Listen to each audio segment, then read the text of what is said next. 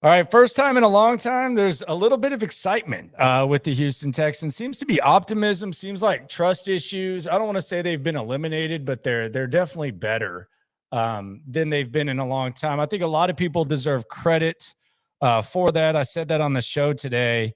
I think that ownership deserves credit. I think that Nick Caserio deserves credit.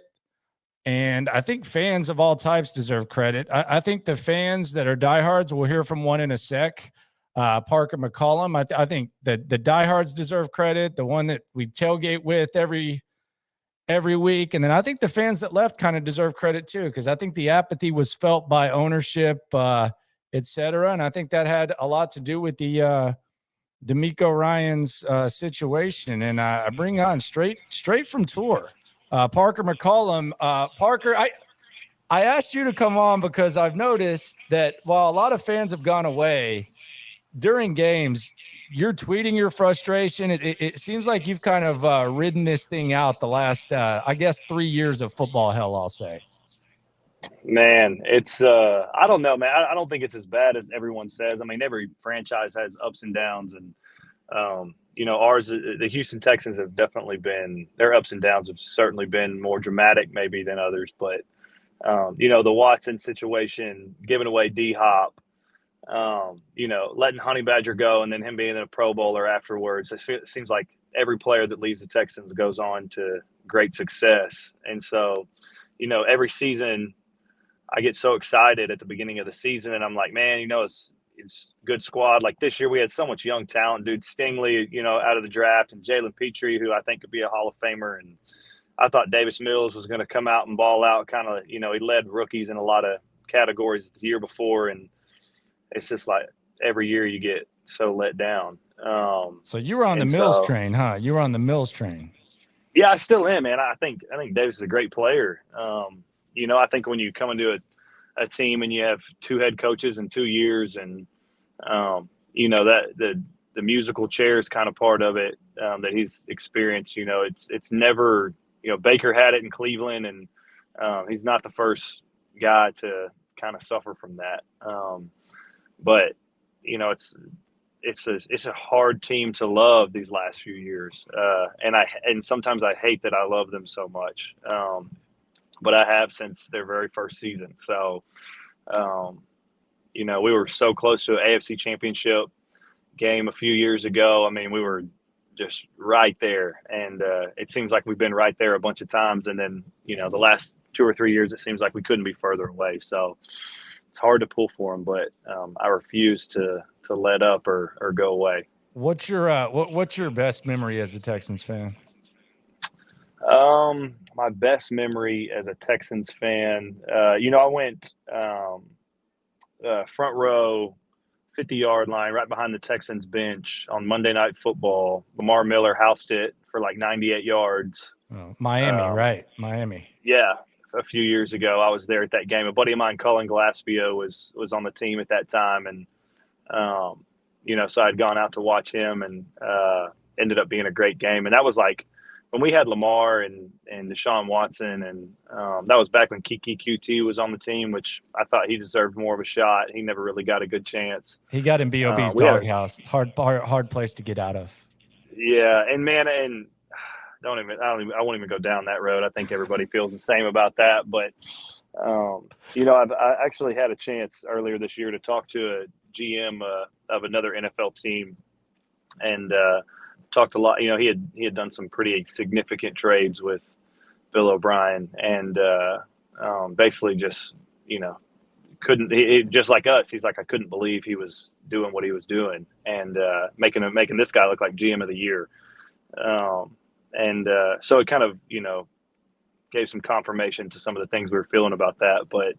Because you just you think from an outside looking in, right? You're always speculating, and you don't know what it's like in the locker room or in the front office and all that. And to hear an NFL GM kind of confirm what we had thought was pretty wild in that scenario. But that was certainly that game was one of my best Texans memories. I got to go. I feel like without COVID, it would have been a great memory, but I got to be like the guest captain for the team. Cincinnati, right? That was the Brandon Allen. Yeah, for Cincinnati. Yeah, I remember that.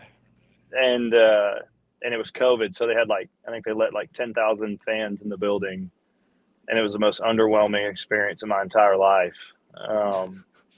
Just doing the towel and leading the thing out and all that, and there was just nobody there. I would say don't blame COVID because the crowds look very COVID-y this year. I will say. I know, man.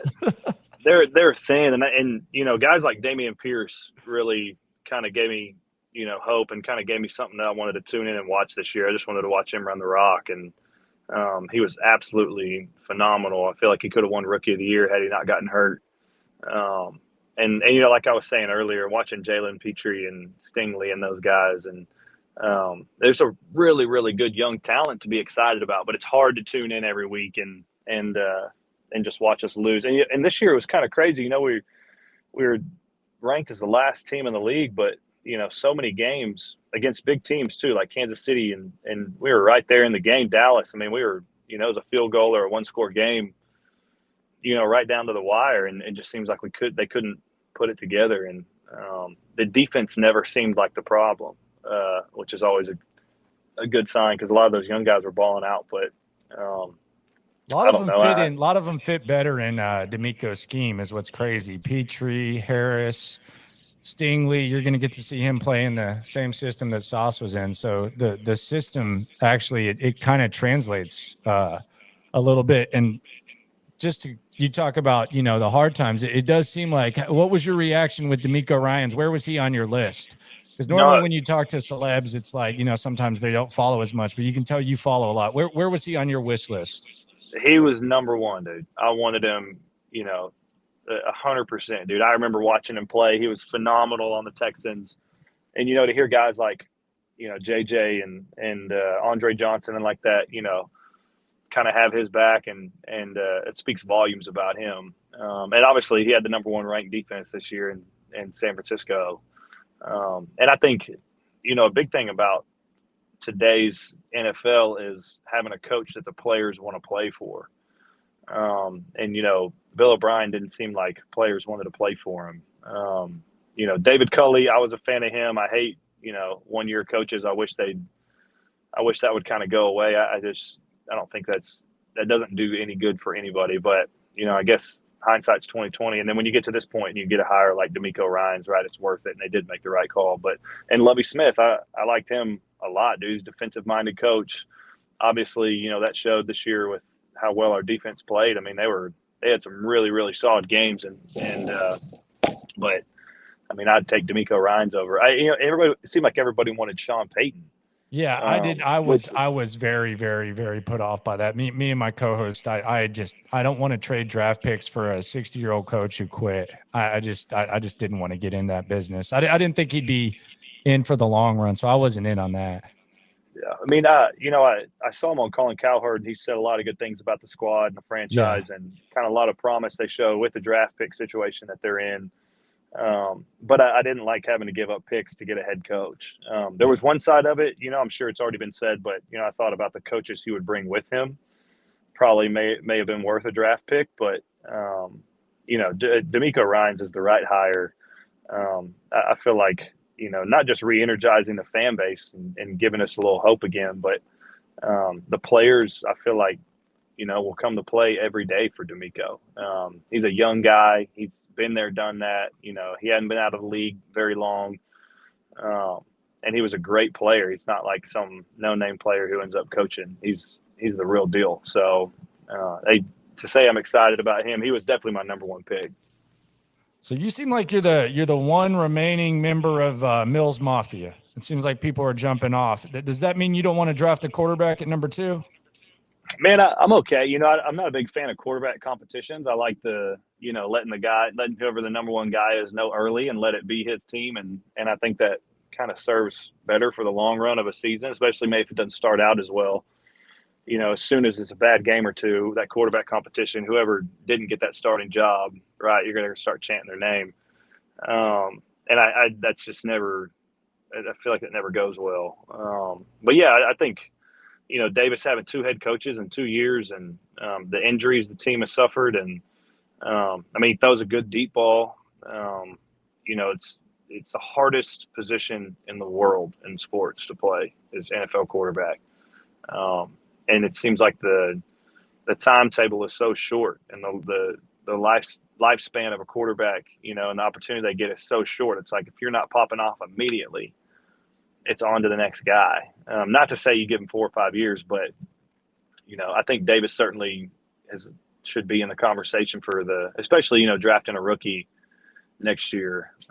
But at the same time, kind of going back to what I said, if you make Davis that number 1 guy, make someone like C.J. Stroud or Bryce Young the number 2 guy, as soon as Davis has a bad game, you're going to hear one of those guys' names being chanted, and it's that takes that quarterback's confidence so far down, and I don't know, it's a tricky situation, man. It's so easy to sit on Twitter and from the outside looking in and criticize this front office and an NFL franchise, but God, it's got to be just an absolute headache to try to build a team and be successful and win and stay competitive. So I feel like they know what they're doing. Yeah, I think this one decision has my confidence level up. I actually, was talking about this today. It is kind of frustrating because I work in a know-it-all business. So I mean, sometimes you can get on the armchair and say certain stuff, and 99% of the time you're not smarter than the front office. But it did feel like when King Bill and the POS, person of service, Jack Easterby, were running things, you felt like you knew immediately that trading DeAndre Hopkins for David Johnson in a second was probably a bad idea. And there were just like decisions going on. But I feel like I trust him too. I'm kind of with you. And I think you speak for a lot of the fans. Do you have a favorite quarterback if they were going to take one? I like CJ Stroud. He's got, he's a lot bigger build than Bryce Young. He's got him by 20 or 30 pounds. What is he, like 6'3", 230, something like that? Yeah, it's a big size difference for sure. Yeah, he's a big boy, and I think that matters in the league. And, I'd be lying if I said I watched CJ play a bunch this past year. I didn't. I watched a ton of his highlights since they've kind of been recently, releasing these mock drafts and projecting him to go so high. And it's when they drafted Deshaun Watson, I was like, man, I love that pick, but I'm like, I don't know, it's so hard to tell who's going to come to the league and ball out. And he just game 1, like, I don't know if you remember that first game, but I think it was Brock Osweiler. Yeah, Brock Osweiler played the first half. Tom Savage. Was it Tom Savage? Yeah, Tom Savage. Yeah. Same thing, pretty much though. Yeah, and so it's kind of that thing I was talking about earlier with, they should have just made Deshaun the number 1 guy from the beginning. I mean, you can't watch Tom Savage and Deshaun Watson, and I don't feel like anybody in the world could watch them and think that Tom Savage should be starting over Deshaun Watson in any world, even if he is a rookie.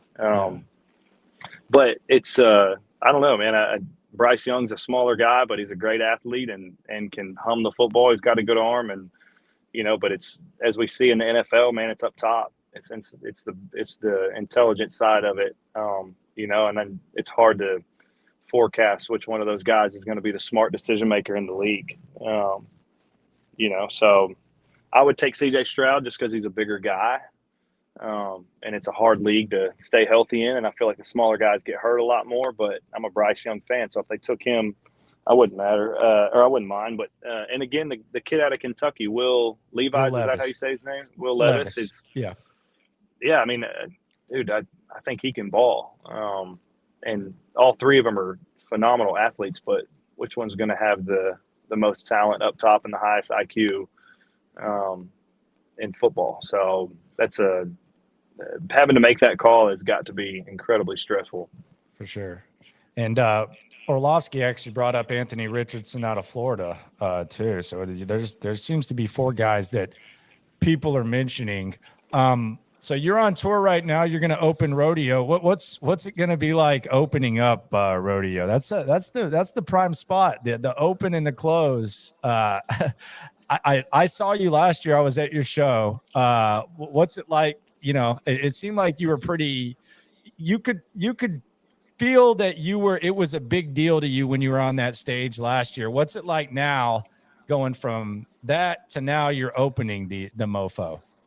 Now that's 75,000 people. So, it's hard to compare it. I'd be lying if I said I'd done anything like that before. We've played in front of massive crowds, but not like that, not in the stadium that, I've watched the Texans in for 20 years, and, getting to have it all to myself for an entire day was insane. So getting to do it a second time, I'm super grateful for, because, experience comes shortly after you need it. So to have a little bit this time and kind of know what to expect, I just feel like you can kind of take a deep breath and enjoy the day a little more. Last year, it was like, over in the blink of it. I don't even really remember most of it. Yeah, you were waving to a lot, and I was like, man, do these guys ever fake wave or what? Because you had like the 2-finger wave. I was like, man, it seems like the stage is spinning, and everywhere he's seeing someone he knows, or he just got the wave down. Yeah, no, I got the wave down for sure, and I can see people. I can see people, up there losing it whenever I kind of look over their way, so I wave to them, but. My adrenaline was that's the highest my adrenaline's ever been. Was that the most nervous you've ever been? Easily, no question. Really? Even though you were kind of in a rhythm, like it's not like the first time you were there, but that was the most nervous you've ever been. 100%. Yeah. Damn. What do you do? What do you do before when you're nervous? I know some football players say they puke before and stuff. Like what are you doing? Just breathing, or how does that work? Man, take a shot of some Jack Daniels and just go out there and let it rip. It is truly the most insane feeling in the world to play for that many people. And when I very first started like wanting to play guitar and sing and write songs when I was a kid, like the Houston Rodeo was like the pinnacle. I was like, that is the only, like, that will be the biggest thing I could ever do in my mind. And so when like 10 minutes before it, I just remember being like, oh, like you did it. Like it's here. This is it. This is your Super Bowl. And you can't lose. It's an automatic W. So it's indescribable the way it feels to work that hard and think about something like the Houston Rodeo for so long, and then to actually do it and sell it out and make that statement. But, the opening night thing is crazy because, it's on a Tuesday night. Yeah. So you got to get 74,000 people to come to NRG Stadium on a Tuesday night, which is kind of nerve-wracking. Last year when we played it was like a Friday night, I think, or a Saturday night. So it's a little more nerve-wracking, just kind of wondering if you're going to sell it out or not, which I think we will. So fingers crossed. Yeah, I think it's going pretty well. Last I checked, we're right down the hall from the Bull, and they were pretty excited about it. I know Nick Russo is big supporter of yours, and he's he was actually giving me like scouting report before on like what goes into a show and all that type of stuff. Like it does seem like you do have the ladies singing every word. I will say that sometimes like the dudes are into it, but I feel like the ladies seem to know every word to every song. Yeah, that's a great problem to have, man. Women run the music business, so they do. Whatever the chicks like is probably what's going to get the most attention. So not a bad problem to have. But man, that's just, I don't know, man. I love that city, and I grew up just 40 miles north of it in Conroe, and 90% of the time I'm across the country on tour, and people ask where I'm from, and I don't say Conroe because I don't know where that is. I just say Houston or north of Houston. I don't know, it's to come home and do that, get to do it twice. And I mean, it's where the Houston Texans play, dude. It's legit. It's legit. And honestly, it was cool for rodeo last year because people who have to go to every game and cover it. I mean, the atmosphere is there. I mean, from you to Kane Brown to the Bun B, like that was the most full that we saw the stadium last year. Like dead serious. And hopefully that's going to change. How do you balance, like when you're trying to write a new song, how do you balance like BSing too much and having to hunker down? Because I'm assuming that some of the best, I'm sure there's a mix of both, like where you hunker down, you write some of your best stuff, and then sometimes when I'm sure you're just playing around, something like kind of comes to you. How do you balance that? Is there even a way to do it? Man, I never force it, and I never have. I try to write songs all day long, every day, pretty much, in my head. And, I spend a lot of time just sitting down with the guitar, trying to formulate melodies and thoughts and words on paper. And, man, I'll go a long time without anything. I mean, I'll go months without writing anything that I think is worth spending time on. And a lot of times, it's like, all right, I need to be writing for this record. And once it gets to crunch time, I'll start cranking them out and really get creative and focus on it. But, man, it's such a emotional thing to do, like write songs that aren't, it's, if you're writing beer drinking, dirt road, monster truck songs, that's, you can sit there and write those all day long and never stop. It's hard to write songs that pull at the heartstrings and will stand the test of time and, be vulnerable as a songwriter, like, especially now that I'm like a grown man, like I'm not really a kid anymore. And I'm like, dude, I'm still having to go to this place and write these songs to this record. And, it's really nerve wracking when nothing's coming out and, your entire career depends on whether you crank out more hits or not. And you got to write those hits without being cheesy and being cliche and taking the easy way out. So, luckily for me, every time I've gotten a crunch time and really had to put a record out, it's all come together and done really well for me. So, but it's, I don't know, man, I draw a lot of similarities all the time, to live shows, touring and writing songs. Like Kobe only scored 81 one time and played a million basketball games, like some nights you're going to walk out there and kill it. And some nights you're going to feel like you're earning it more than ever. And songwriting is no different. Some days you sit down and you can't miss. And then, you'll go a couple games where you can't buy a bucket. So it's, I just always try to keep that in mind, man. And it's, it'll wear on you, but as soon as you write a hit or, a song that you're proud of, it seems to be worth it. Do you watch tape? Because I hate listening to myself after a show. Sometimes when I thought it sucked, it wasn't as bad. And sometimes when I thought it was good, it's like, man, that sucked. Do you watch tape or do you just like move on to the next one? Man, I listen to we record our shows every night, and I listen to the board tape pretty often. We kind of have a saying in our band, we're never as good as we think we are, and it was never as bad as we thought we were. And that stands to be pretty true. But I mean, I call them floaters. Some nights on stage, you just feel like you're floating. I mean, it's effortless, dude. It's exactly what you dream it to be. And you kind of get into a place where you expect that to be every night, and it's just not. Some nights it's different, man. Different cities, different markets, different states, react differently. And some nights it's, absolutely incredible, just feels like perfection. And then some nights you're like, man, we stunk tonight. So it's, you just got to keep trucking, man. It's sports and the music business have a lot of similarities in that aspect. All right, man. Well, I appreciate it. You should write a Texans anthem. Football time in Houston's getting a little old for a lot of people. I think you should write like a Texans anthem. Whenever I'm not trying to give you more work, but I think you should. I think they're trying to be more hip. They're trying to be more Houston-y. Like we've been in like some of the orientations. We need like a Parker McCollum country song. I know. I love how they're bumping Slim Thug and Paul Wall and all that at the games. You hear that? The Astros do it too. So, I like that they're doing that. It seems like they're, trying to connect with the raw fan base and the OG fan base of Houston, which is nice to see. But, man, I might have to. If I sit down one day and something pops out, I'll send it to you. You can take care of it. Hey, no lie. We can make that happen. No lie, for sure. I appreciate you, man. I appreciate you for, sorry about the time zone stuff. But 100% my fault. That was absolutely my fault. I hate time zones, man. I hate them. I know.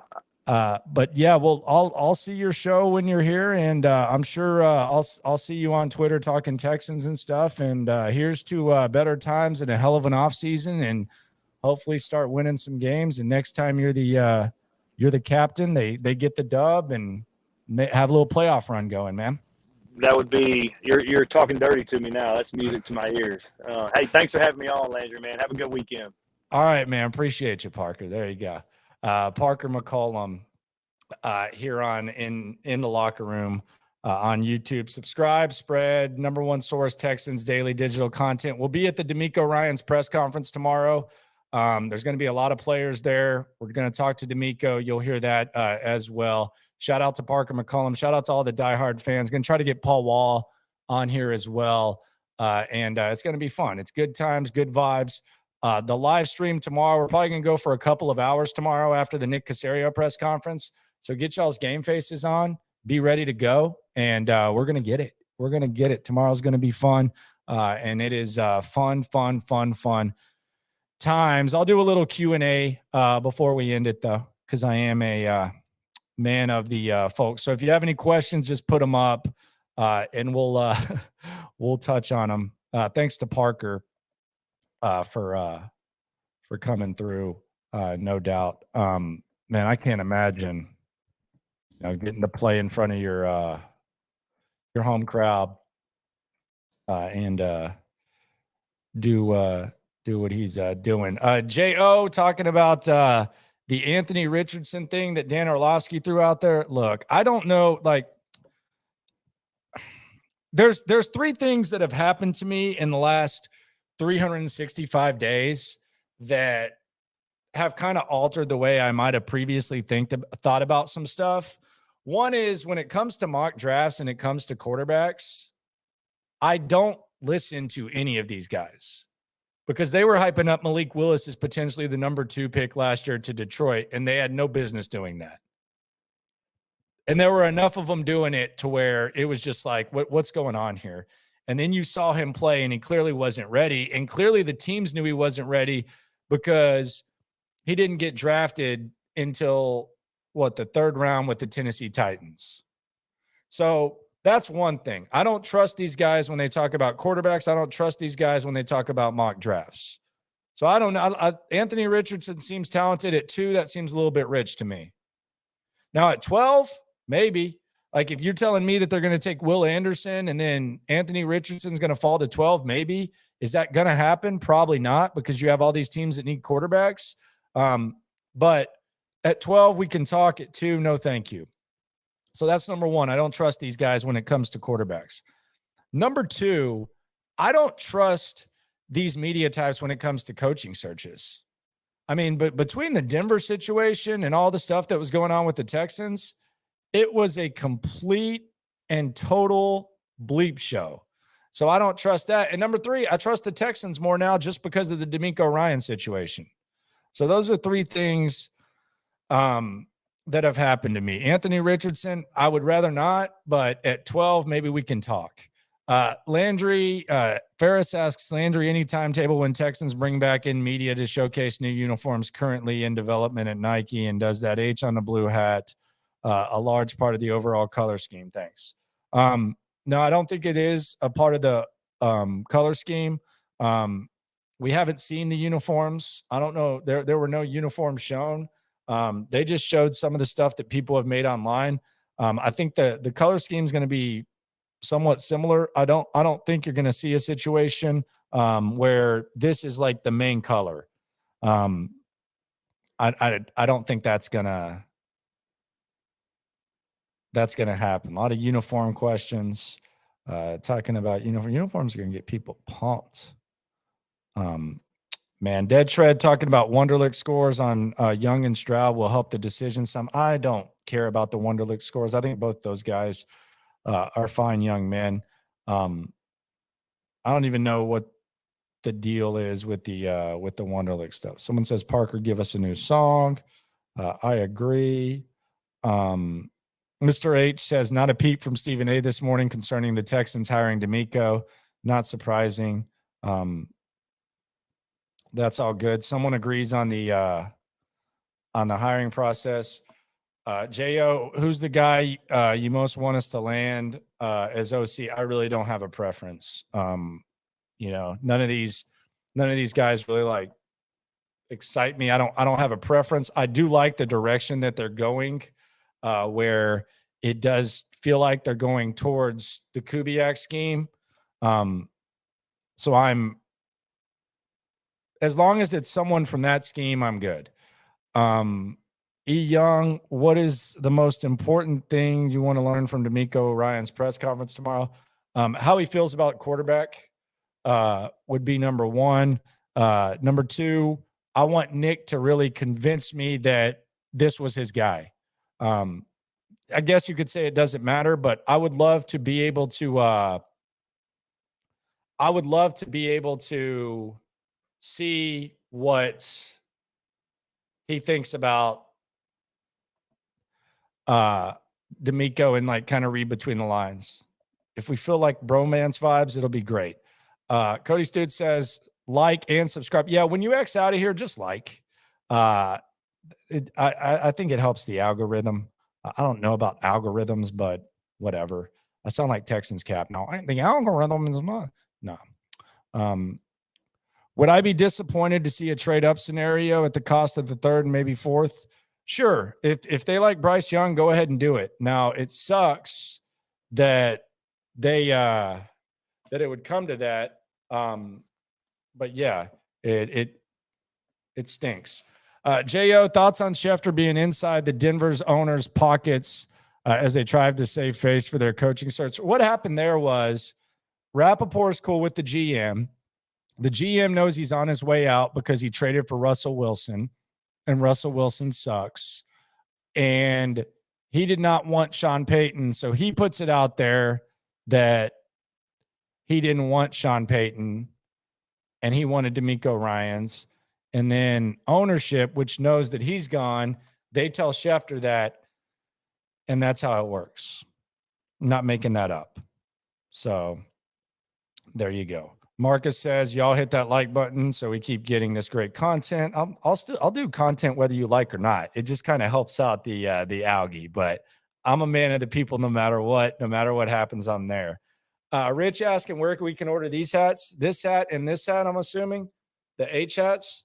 I think you can only get them in the store. You have to go into the store to get these hats. They have re-upped, but if you're not in Houston, it might be a little bit tougher, but they have them at NRG, the white and the blue. Dead Shred, do you think we could go 8-9 next season or possibly challenge for the division since it's not strong? Man, I heard Clint talking about, an 8-9 win swing. And I mean, which would be what, a 6-game swing, Clint, on the drive, which you should listen to on Sports Radio 610. Clint Sterner, Ron the Show, Hughley. They're going to be live at the press conference tomorrow. We'll be there, but they're going to be the ones that are on the air. We'll have a live stream here. It could easily happen, like in the NFL, like crazy things like that happen, but I got to see what they do in free agency, and I got to see what they do in the draft. Like, if they run it back with this roster, are they going to win 8-9 games? Hell no. But they could easily do that if they have a good offseason. That's not crazy to think. Roby, curious as to why we didn't interview Anthony Lynn. Washington requested him today. See, I wouldn't want Anthony Lynn. I would like Anthony Lynn to be on the staff. I just want DeMeco to have like younger guys that are maybe getting their first crack and maybe find some boy wonders instead of the old influence. I think he's going to have some guys that he leans on, like Gary Kubiak. I think Kubiak's always going to be a phone call away for him. By the way, I'm going to talk to Kubiak sometime this week. He's got the flu. He's sick. So get well, Gary. So we'll hear from him. We'll talk to him. I wouldn't be surprised if he, figures something out, but I don't know if he's like going to have like a quote advisor role, but I do think that, DeMeco's going to lean on him and lean on a lot of his mentors. Ferris, Landry, did DeMeco, asking the question, did DeMeco have any input in drafting defensive players as Niners DC? Would love a refocus on drafting bigger athletic talent. AR-15, Quentin Johnston, Bijan. Tough trio to stop all at once.